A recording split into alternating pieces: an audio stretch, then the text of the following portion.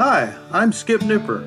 Welcome to Skip's Corner, the podcast where I tell you about not only Nashville's great baseball history and traditions, shot to right, a one-hop liner, but certainly about its past. And you will hear a little bit about its present and future, too. Yes, he can. It makes the waist-high catch.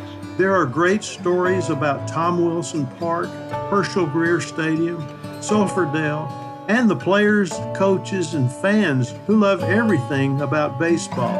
And every once in a while, you will get to hear from a special guest who will share their fondness and even passion for the great game. The high fly ball down the right field corner, going way back, hits a lead-off home run. When Baseball in Nashville was published in 2007, no one was more surprised than I was when I learned that WNPT, our local public television station, was going to give away a copy for those who donated to their fundraising event. At that time, that included the premiere of their production of Memories of Sulphur Dell. I had been invited to come down and be a part of that at the station. And it's when I got there that I learned that that was one of the premiums. If you donated so much, I don't remember, $50 or $60, you received a DVD of Memories of Sulphur Dell and also a copy of my book. I was surprised, I was elated, and I certainly was honored that that was the case. Dad and I were interviewed by the producer-director, Justin Harvey, along with others more notable than we were that had a great history of Nashville baseball, such as Jim Zapp, a great Negro Leagues baseball player, and Junie McBride, who since has passed, but he was a wealth of information. He helped me so much, and I love to hear him tell stories at Nashville Old Timers Baseball Association meetings. He really was Nashville's Mr. Baseball. But a great part of that was Justin's opportunity to go to Georgia and interview the voice of the Nashville Vols in the 1950s, Larry Munson. Now, Justin later told me that Munson said the word that got him fired from his job, the one he said into a hot mic during a game at Sulphur Dell between innings on a hot, sweltering summer night. If you get the chance, look for the video on YouTube, or it often comes back on WNPT, and I'll bet you if you can make a donation to them, you can find a copy of Memories of Sulphur Dell. I'll give a crass commercial here for a second and say that you can also find Baseball in Nashville at various locations in the Nashville area. Some of the bookstores, like we have a Books-A-Million where I live, but also I've seen them on a small rotating kiosk with several history books at Kroger's and also at Walgreens and a couple of other places as well.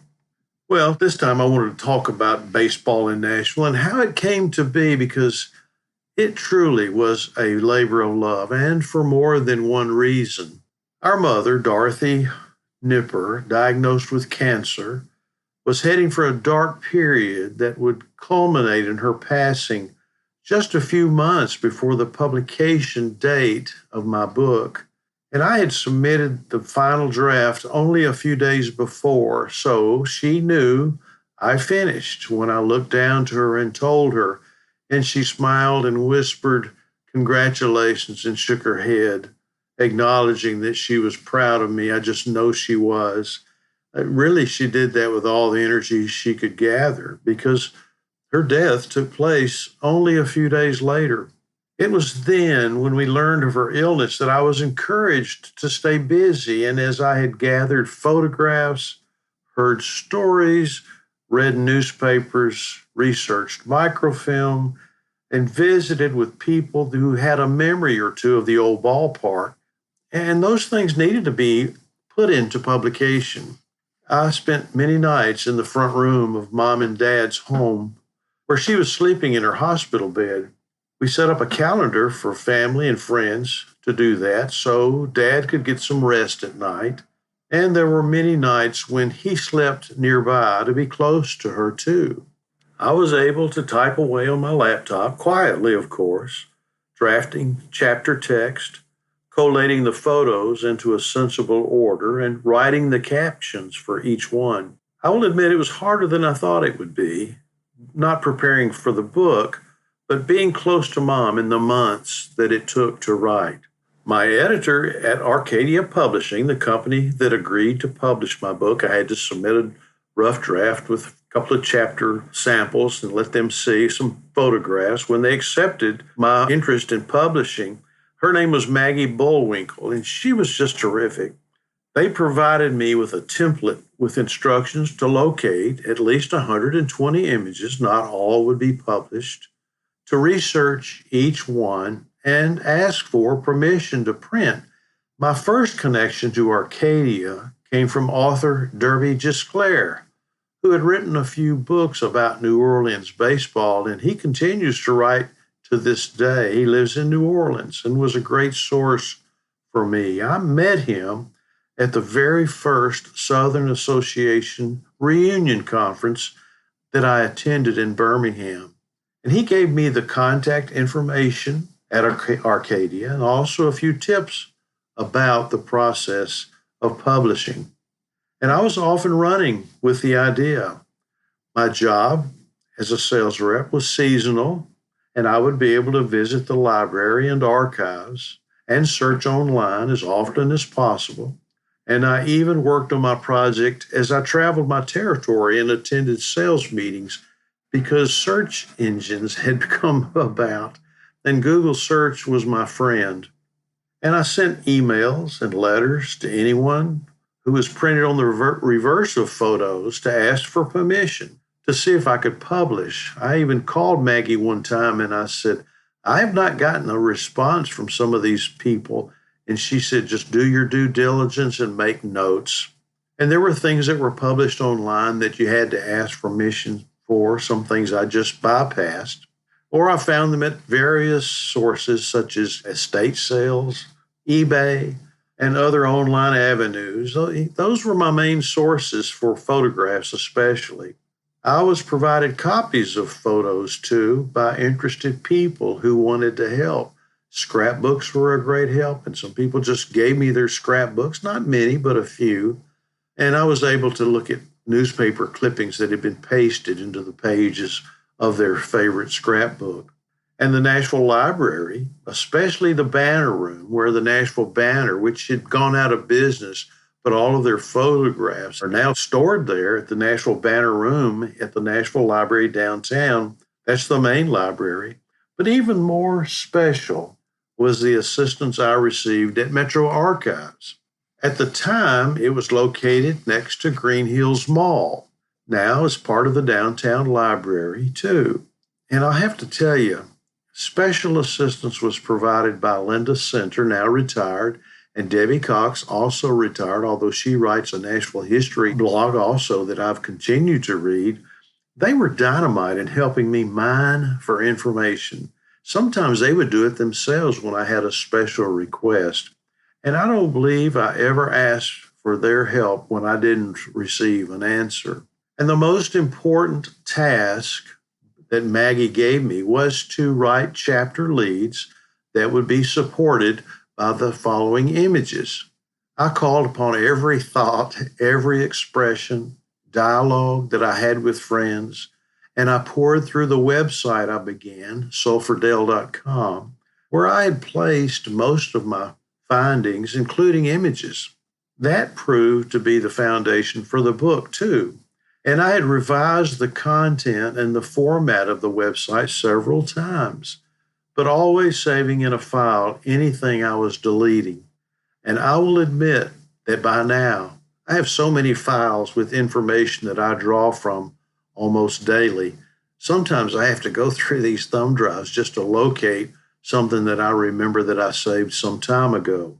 And I saved them either there on a thumb drive or in a folder on my computer or in a cloud. You know what a cloud is? Out there in the middle of nowhere, there's something stored for you through Google. And that's a real source of help. Sometimes when I make presentations, I get those thumb drives out and I'm able to put a story together or a presentation together, because most folks are visual and will understand what I say when there's an image to support it, and of course, vice versa. The hardest part in researching a book at the time was locating Negro Leagues history. There's a lot out there now, but back in the early 2000s, there was not. There was a source at Metro Archives that was not ideal, but it was all that we had, really. And that was real copies of a newspaper for the Black community in the early 1900s named the Nashville Globe. Pouring through page after page, literally turning page after page at a large desk. I often find myself weary of the print, of having to go through column after column just to find the word baseball, that was sometimes two words, baseball, and remind myself to look for special references such as black ball. Well, with the help of Linda and Debbie, along with Archives Director Ken Feith, we were able to find a few old images that could be scanned and included pictures of black players. More often than not, last names were included, but not very often were the first names. One night I was sitting at my office, sitting at my desk. It was late in the evening, and my fax machine began to whir. Remember fax machines? Thinking it was an overnight purchase order from a customer, I didn't pay much attention at first.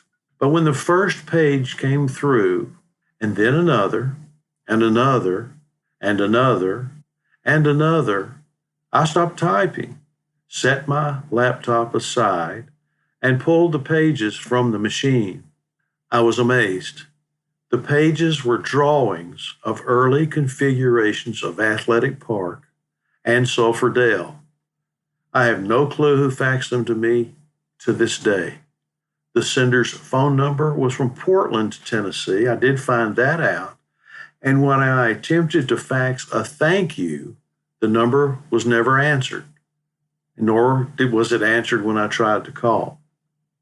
And the only person I could track as a potential source from Portland was a retired photographer from the Nashville Tennessean, Frank Empson. And I knew Frank. He was the stepfather of a high school classmate and lived down the street from us as I was growing up in high school. That was Mike Scruggs. And I have seen photographs of Frank's work in the newspaper, of the Nashville Tennessean, and other sources. Those images were a connection between the old ballpark and the new ones, because each page showed the new configuration with added grandstand seats, and even showed a detailed location for each one with Jackson or 4th Avenue, and included Sulphur Dell when it was turned around in 1927. So if Frank Empson, now deceased, was the source for those things, I wish I could have told him thank you. Later, the help of Doug Scopel at the Nashville Sounds, man, he was a great help, because I wanted to end the book with something about the Nashville Sounds. If one is writing about Nashville baseball history, how can you not include the Nashville Sounds? Because I was including the Nashville Vols as much as I could find about the Nashville Elite Giants, the Nashville Black Vols, the Nashville Cubs. I had to end it with the Nashville Sounds. He provided images of players and other scenes through their 2005 season when they captured the Pacific Coast League Championship. And that was a great ending for me for the book. Those photos helped me complete a cycle of baseball in Nashville, beginning in the 19th century and ending with that special season the Sounds had. So here's what I'd like to tell you. I love Baseball in Nashville, the book. I loved writing it. If you get the chance to write, I'm not telling you to write a book, but do it. If it's a journal, it's a passion of mine. And if you only publish on one of the social media opportunities, then do it. Those are publishing opportunities. And do not worry about your audience. You can never call upon your audience to tell you that they've read your work. You can never ask them if they did. They'll tell you if they did. In the least, everyone should write about their memories, and especially their family histories. How many times I have wished I only asked my grandparents and even my mom and dad more questions about our families. And if you saved any of your photographs from your younger years or your grandparents or your parents' years, those are where you can deliver your stories from. That's what I did. You can write your own captions at least as much as you want, either in a document or on the back of the photograph. Scan it if you can. I've been told to scan photographs and then throw the photograph away. Well, I'm not really ready to do that, but I understand we are in a digital age, and that's kind of a great way to do it and save on a lot of space, a lot of photograph pages and pages of pages that you can find in a scrapbook. If the opportunity comes to publish, do that too. I have more to write and publish in the future, and I know it seems like a hard journey to you. Well, it is, but it will be a rewarding experience, and if no one else appreciates it, you will have a sense of accomplishment. Now, remember, my book was published in 2007, and I have gotten a lot of mileage out of it. Maybe there's a part two. Who knows? But the ideas that pop into my head will get me there someday. Maybe it won't be a part two. Maybe it'll be something else about Nashville baseball, which is my passion, which is my love. But it may be something else too. In the meantime, I have Baseball in Nashville. And if you will, let me know if you've read it and what you think about it. Maybe you have a suggestion or two or found a mistake. I continue to publish online at baseballinnashville.com. I welcome your thoughts about that too. I welcome your visit. You can still go there by going to sulfurdale.com too. Remember, sulfur has two U's. There is no E in sulfur. And spell check will often throw that SULPHER into sulfurdale.com, but that's not right. It's just SULPHURDELL.com. Now, I started with a WordPress blog post, and it blossomed from there. And you can too. Blog posts are often free. There's plenty of sources online to do that. Well, that's a little bit about how I published Baseball in Nashville. I think there's more to do, and I look forward to the opportunity to get that done. In the meantime, I just want to thank you for listening. If you ever get a chance to talk to David Nipper, my nephew, who is the producer of my episodes, he's terrific. He can do that for you too, I'll bet you. Hope you have a great day. Thanks for listening.